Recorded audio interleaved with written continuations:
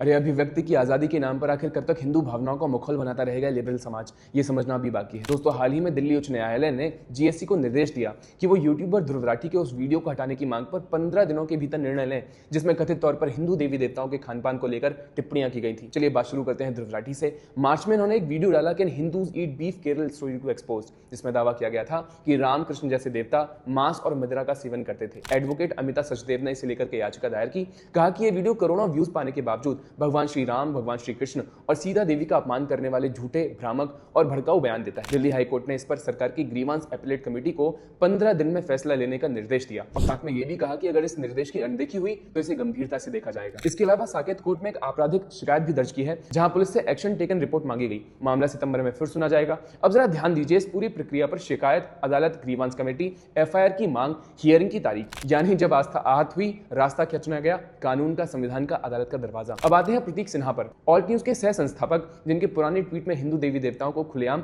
Mythology कहकर के उड़ाया गया। कोर्ट का आदेश आते ही ऑल्ट न्यूज के प्रतीक सिन्हा लिखते हैं, we are now debating the dietary habits of mythological characters, यानी अब हम पौराणिक पात्रों की खान पान की आदतों पर भी बहस कर रहे हैं। अब सवाल ये नहीं है कि सिन्हा ने क्या कहा, सवाल यह है कि उन्हें ये कहने की छूट किस आधार पर मिली। ये तो सिर्फ मैथोलॉजी है। ये वाक्य आप किसी और आस्था के प्रतीकों पर आजमा कर देखिए, कैसा बवाल खड़ा हो जाएगा। लेकिन हिंदू देवी देवताओं के लिए ये लाइन चल जाती है बिना किसी डर के। बताइए प्रतीक सिन्हा ने कैसे एक बड़े हिंदू समाज के विश्वास को मिथोलॉजी बोल दिया।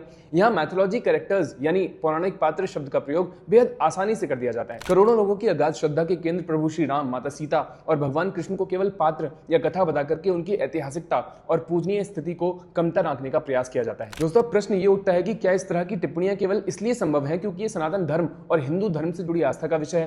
क्या किसी अन्य मजहब की आदरणीय हस्तियों के लिए इस प्रकार के शब्दों का प्रयोग करने की हिम्मत ये तथाकथित फ्री थिंकर्स कर पाते? यहीं से बड़ा सवाल शुरू हो जाता है। पहले जय श्री राम को मर्डरस स्लोगन बताया गया, फिर अग्रेसिव हनुमान वाली इमेजिनरी पर सवाल उठाए गए, तो मानो हिंदू आस्था के हर प्रतीक को शक की नजर से देखा जाए, उसे कट्टरता से जोड़ दिया जाए, जबकि यही आस्था अपने आहत होने पर भी अदालत का रास्ता चुनती है, संविधान पर भरोसा रखती है। यही असली फर्क है। जब भारतीय सभ्यता की आस्था को ठेस पहुंचती है तो प्रतिक्रिया वकील, याचिका, हाईकोर्ट के रूप में आती है, सर तन से जुदा के नारे के रूप में नहीं आती। ध्रुव राठी जैसे लोग कभी जय श्री राम के शांतिपूर्ण नारे को आक्रामक या विवादित बताने का प्रयास करते हैं, तो कभी एंग्री हनुमान की फोटोज पर नकारात्मक नैरेटिव खड़ा किया जाता है। कंपैरिजन में देखा जाए तो अन्य मजहबी नारों या प्रतीकों के मिसयूज से जुड़ी वैश्विक या स्थानीय घटनाएं सामने आती हैं तो वहां डर और इनसिक्योरिटी का माहौल बनने लगता है। इसके खिलाफ भारत में मेजोरिटी समाज की टॉलरेंस का लाभ उठा करके उनकी आस्था के प्रतीकों को निरंतर तर्कों, मीम्स और मैथोलॉजी के नाम पर निशाना बनाया जाता है। ये भारतीय संस्कृति और सनातन सभ्यता की विशेषता है कि अपनी आस्था आहत होने पर भी समाज सड़कों पर हिंसा या अशांति फैलाने के बजाय कानून का सम्मान करता है, न्यायालय का दरवाजा खटखटाता है और संवैधानिक दायरे में रह करके न्याय की मांग करता है। यही हमारी लोकतांत्रिक परिपक्वता और सहिष्णुता का सबसे बड़ा प्रमाण है। नमस्कार।